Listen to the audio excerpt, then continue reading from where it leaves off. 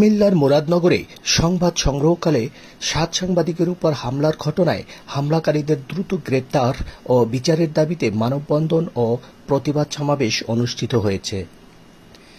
বৃহস্পতিবার 31 জুলাই দুপুরে কুমিল্লা প্রেসক্লাব মিলনায়তনে প্রতিবাদ সমাবেশ ও পরে সামনের সড়কে মানববন্ধন অনুষ্ঠিত হয়।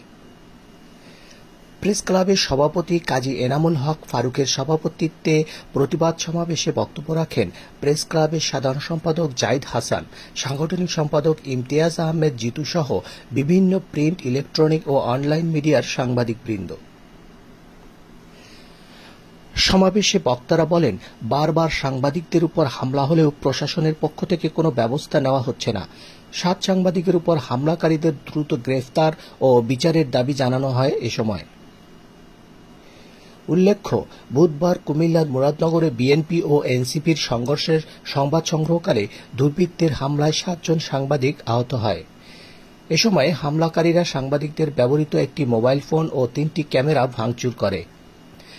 এ ঘটনায় আহত সাংবাদিকরা হলেন দেশ টিভি কুমিল্লা প্রতিনিধি সুমন কবির ভুইয়া, বার্তা 24-এর কুমিল্লা প্রতিনিধি মঈন নাসের খান রাফি, দৈনিক খোলা কাগজের কুমিল্লা প্রতিনিধি শাহ ইমরান, স্টার নিউজের কুমিল্লা প্রতিনিধি আব্দুল্লাহ আল মারুফ, আমার বার্তার রিপোর্টার হাবিবুর রহমান মুন্না, এশিয়ান টিভির কুমিল্লা প্রতিনিধি মাহফুজ আনোয়ার সৌরভ, এসএ টিভির ক্যামেরাম্যান মোহাম্মদ বাপ্পি।